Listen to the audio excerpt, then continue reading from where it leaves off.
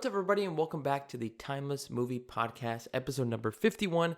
My name is Victor Vasquez. Thank you so much for coming back and listening to another episode. It has been over a month since I came out with another episode, but I'm excited to talk about it this week because this is going to be the final Marvel film of 2023. And that's right, this week's episode is going to be covering The Marvels, directed by Nia DaCosta, starring these three new, or really not new, but three superheroes all coming together in this film. We have Captain Marvel, which is played by Brie Larson. We have Spectrum or Photon, I don't think we have a clear name yet, played by Teyonah Parris.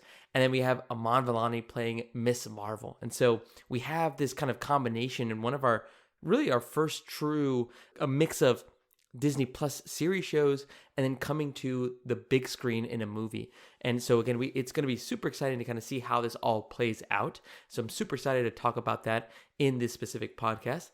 For those of you that are curious what this podcast might be about, if this is your first time listening, really what we go through is just a quick movie review in regards to what my thoughts and pros and cons were for a new film that I saw in the theaters.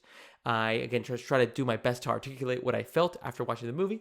And then we kind of go through my favorite scenes, favorite actors, actresses, and then finally come to the last question, which is this movie timeless? Do I see myself maybe in the future potentially rewatching this at any point in time? Very ridiculous after watching it once, but hey, it's happened before. Why can't it happen again, right? So let's go ahead and jump into the first segment where I kind of cover some of my initial thoughts before actually checking out The Marvels. All right, let's start off with some initial questions that I have before actually going to the theaters and checking out The Marvels. My first one is, like I mentioned before, this is really going to be one of the true first films that mixes not only the film stars, but also with TV from Disney Plus. You have, again, Iman Vellani coming from her own show in Miss Marvel. You have Teyonah Parris, who played Monica Rambeau, or, her hero name, Spectrum or Photon, in WandaVision. And they're both basically joining Brie Larson into her second film as Captain Marvel. And so, again, I'm just kind of curious how it's all going to play out. You have Nick Fury coming out as well. And so Nick Fury, again, another character that came out in Secret Invasion in his own TV series. So how are they going to try to mix that up and make sure that everything is very much in line with those series, right? Yeah, I hope that they at least kind of think through in regards to, can they make the continuity make sense, right? Is Nick Fury going to mention anything about Secret Invasion? Will Iman Vellani's Kamala Khan, will those kind of connections that she made with her family and her friends, will all that kind of bleed through into this film? What about, again, Monica Rambeau, played by Teyonah Parris? Like, what about her stories in WandaVision? What is she going to do? Is she going to have that kind of resentment that she showed in the show about not being able to see Carol Danvers? Stuff like that. Like, that's, I think, one of the biggest things is I would hope that they kind of connect and they mesh everything very well so that it just makes sense, right? Oh, okay, yeah, like I remember seeing this in Miss Marvel's show, or hey, yeah, I remember seeing this in WandaVision, or Secret Invasion. Like they highlighted a lot about Nick Fury and what he has been kind of dealing with after Endgame. Can they continue that, right? Can they keep that same kind of feeling as the show did? So very curious to see how that's all going to play out. And then my second question is, something that I've kind of been experiencing a lot while watching these Marvel movies is, will this connect to the bigger or more grand scheme of the multiverse? It's something that Marvel specifically has trained us as fans to do, right? Is, okay, the first three phases were all about Thanos and the Infinity Stones. And so now, ever since that ended, we've gotten into phase 4, now in phase 5, and we're trying to see, okay, well, how does this connect, right? Kevin Feige has told us that it's about the multiverse. So when are we going to start seeing all those kind of seeds that they've planted kind of start growing and connecting together? So that's, again, one of the questions that I have is, how will the Marvels really connect to the multiverse? Will it, right? Because we've seen movies like, Thor, Love and Thunder, which really didn't connect to the multiverse. Wakanda Forever didn't really connect, right? Just all these different things. I would hope that we kind of start connecting the dots, just kind of see, okay, what the heck is going to be going on, or how does this lead us into that next phase or next step in this whole entire multiverse saga that we're dealing with. All right.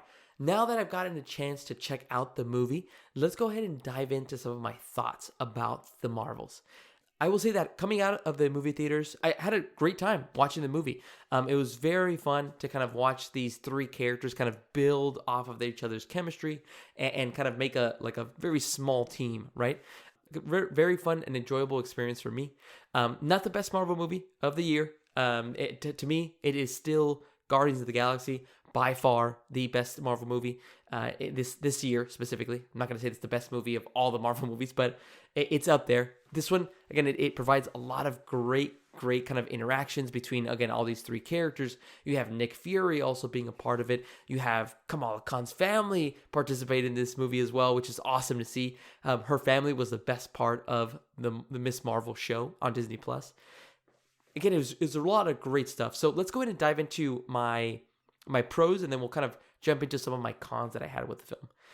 First pro that I got to call out is, I've got to say it, I mean, Iman Vellani as Kamala Khan was awesome in this movie. She was basically again, she's the comedic relief. She had some of the funniest lines of the entire movie, but she also had a lot of the heart of the film as well. You know, she looked up to Captain Marvel her whole life, and the moment she got a chance to meet her, to work alongside with her, it was like a dream come true.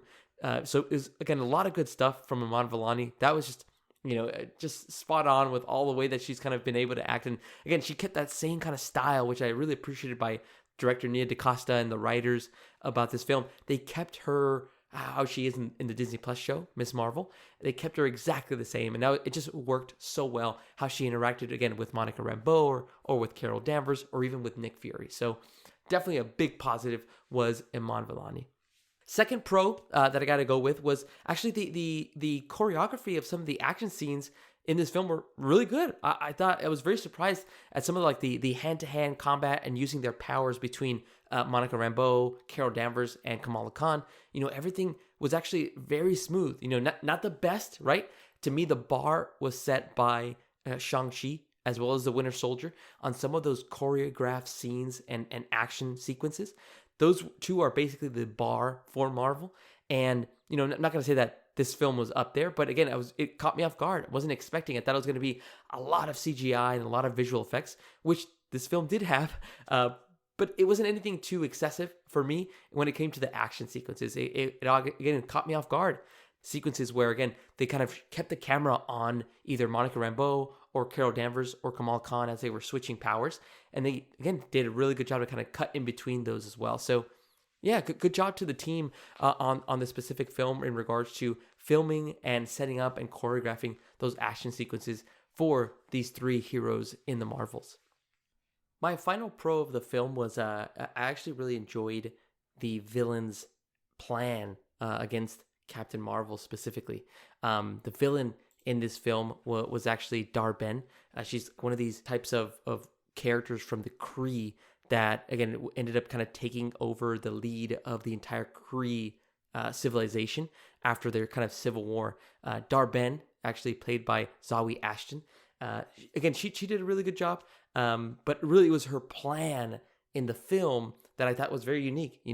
Sometimes when you have these kind of like villains in different superhero movies, their evil plans kind of get explained and all the way through. But in this one, it was all kind of targeted against Carol Danvers in the film.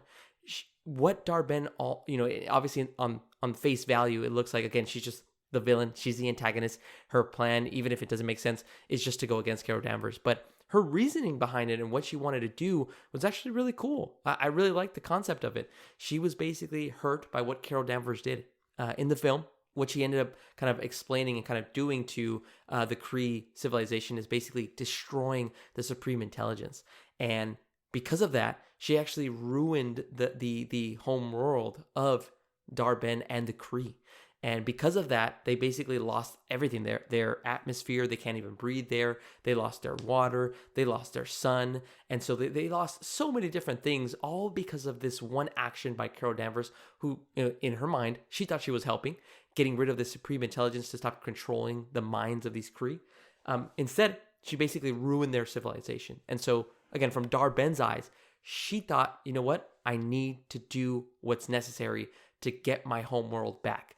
and she basically wanted to target and take everything from Carol Danvers and everything she cared for. So again, the concept of her plan made sense, and it was again a great kind of contrast as to when you typically see villains again just kind of going against the hero just because it fits the story. In this case, again, she had a clear and concise plan in regards to here's why I'm doing this, not because I'm evil, but because Carol Danvers made a mistake. She is an annihilator, she's a destroyer, and I need to prove that she's in the wrong. So definitely appreciated that kind of a thought process when it comes to the villain in this film as well.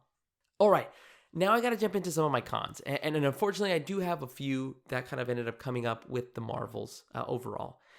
One of them was in regards to incomplete kind of concepts throughout the film. What I mean by that is similar to kind of how I just explained one of my pros about the villain's plan and how it was kind of orchestrated.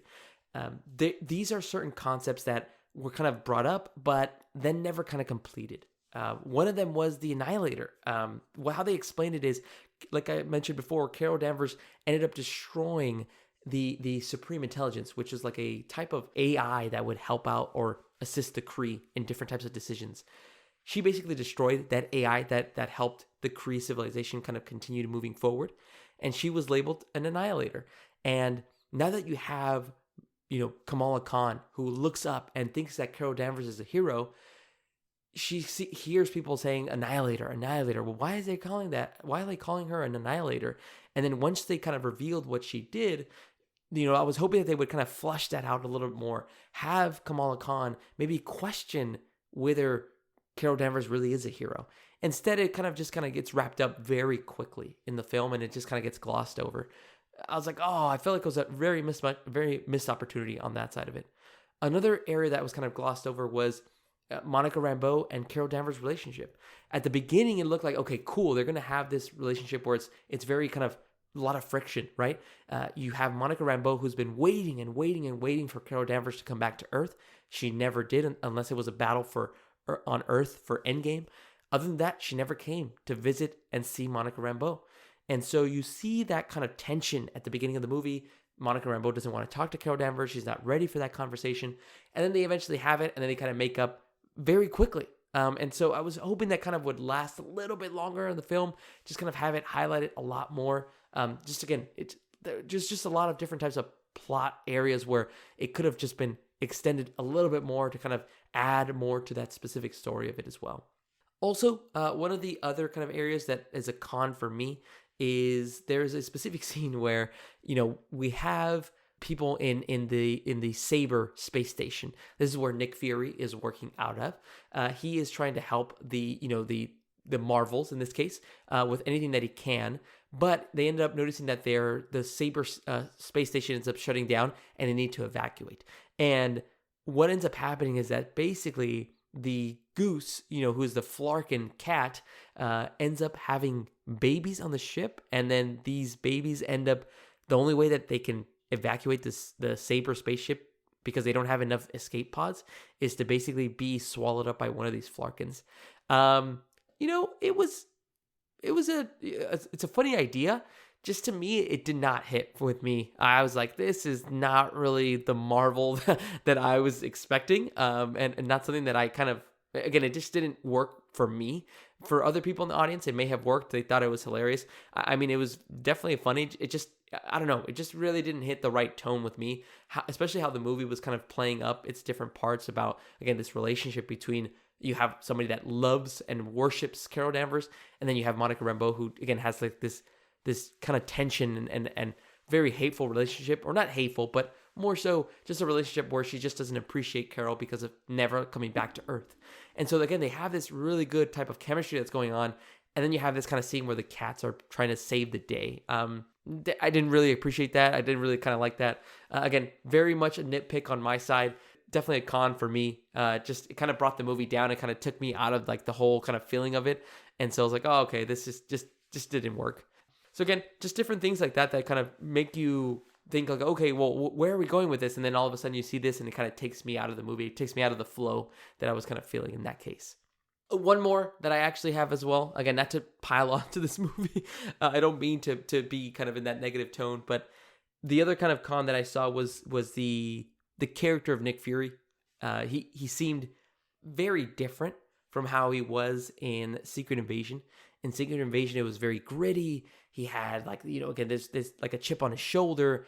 And then here in the Marvels, it actually looked like he was like the older Nick Fury. He didn't just go through a battle with these Skrulls, or he didn't go through this kind of, the losing of his friends of Maria Hill as well, or meeting of his wife as well. So I don't know. They didn't really connect the dots on that one. And so that kind of took me out of it as well. Because now I'm seeing, okay, well, this isn't the same Nick Fury. Now I'm seeing a different type of a Nick Fury.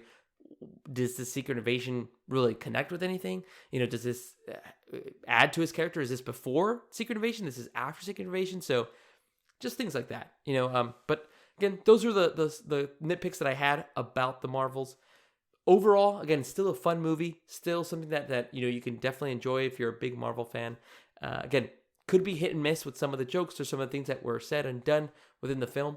But I appreciated the chemistry between Kamala Khan, Carol Danvers, and Monica Rambeau. Appreciated like the plan that Dar-Benn had within the film.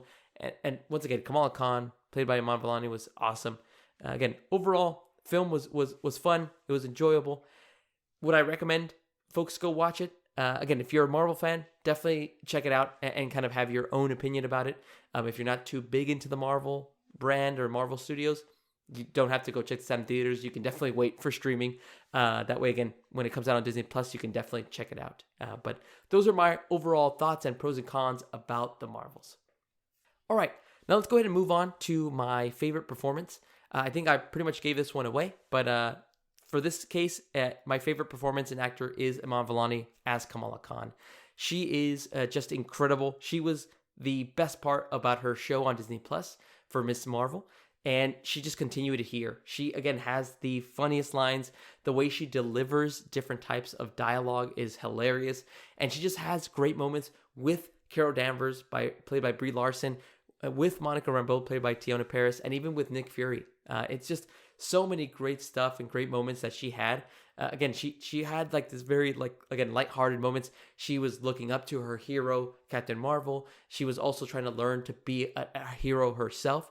And again, even in the show for Disney Plus, for Miss Marvel, she was obviously trying to help out and do her best, but she's still in the learning phases. She's still very young. She's still in high school. So hopefully every step that we kind of see her in the MCU, she just continues to grow and become an even bigger star. I hope that, again, this just highlights one of the things. Again, I know that I had a lot of cons for this film, but one of the things that I, again, have to highlight is her performance really made this that much of a more enjoyable experience for me. This is kind of what made me kind of go, okay, if she wasn't in this film, definitely would have probably said, you know what, don't have to watch this movie. Yeah, something that you can definitely skip. But she's actually what makes it very fun and enjoyable as well. So props to Iman Vellani. She did a lot of great stuff, and I cannot wait to see her again in the MCU.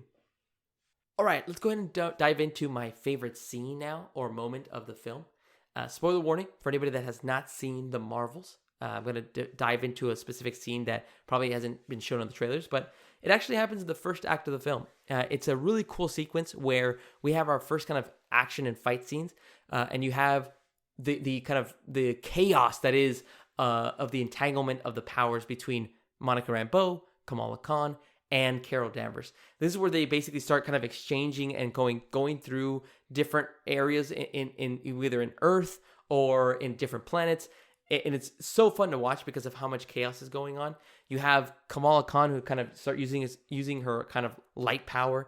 And as soon as she uses it, she switches places with Captain Marvel. And then Captain Marvel's confused, but then she starts kind of fighting the different types of goons that came over with her in that kind of transportation, I guess, of the powers. And then you have also Monica Rambeau, who's also kind of using her abilities. And every time one of the three heroes uses their power, they switch places, but they keep it going as they're fighting. And then what's even better is the music choice that they added to the scene, which was, I believe, was it's called Rat-a-tat with Skrillex and Missy Elliott. It was such a great song choice. It was fast beat, it was energetic, and it just went very well with what was going on in this action sequence. And what's even worse is that it was happening all in Kamala Khan's house. So they're destroying all the house while Kamala Khan's family is right there watching and trying to not get hurt in any situation. But that was my favorite moment of the movie. It just, again, it had a lot of chaos. It had a lot of energy with it. The song choice was awesome. And it had a lot of great choreography, which again goes back to one of my pros that I had about the film as well. So really good stuff by the team filming on that specific shot. All right, everybody. Now we've come to the last segment of the Timeless Movie Podcast, where we're going to decide whether The Marvels is a timeless movie. Now, I want to start off by saying that this is my opinion. It is not fact. This is just according to how I viewed the film when I went to go watch it in theaters. You could have a definitely different opinion. And if you do, please go ahead and put that down below. Definitely want to hear what your thoughts are about The Marvels. Did you like it? Did you love it? Did you maybe not like it as much? And what were your favorite moments of the movie as well? For me, at this moment, The Marvels is not a timeless movie. I will probably still rewatch it if I do like a Marvel rewatch of Phase 4 and Phase 5. But it is not something that, like, on its own, as its own project, would I, consider rewatching it. It has a lot of different types of nitpicks and cons that I kind of encountered when I watched the movie, and it just kind of took me out of it. Again, the cats scene took me out of it. Didn't really make sense. Plot holes that kind of occurred. Nick Fury, his character and how he kind of played it didn't really connect with how we've seen him before. So again, just a lot of different stuff that just got stuck, and it's always going to be in the back of my mind. So again, for me, it's not a timeless movie. Again, I'm not saying it's a terrible movie either. It has its moments. Iman Vellani is a superstar in this film. The action sequences that they highlighted were really cool. Some of the visual effects that they had were also pretty cool as well. Again, not the best that I've seen in any Marvel movie, but something that is not too out of the ordinary where it's like, oh, okay, you could tell that this is really bad CGI or something like that. But once again, not a timeless movie for me, but let me know your thoughts down below. Definitely want to know if you think this is a timeless movie overall for you. All right, everybody. Thank you so much for coming back and listening to another episode. My name is Victor Vasquez. This has been episode number 51 of the Timeless Movie Podcast. Make sure to check out next week's episode because we're going to be talking about The Killer that came out on Netflix. Definitely want to check that out and want to hear your thoughts on that movie as well. So again, if you're interested, come back next week so that we can talk a little bit more about that film. All right, everybody. Have a great rest of your week, and I'll talk to you later.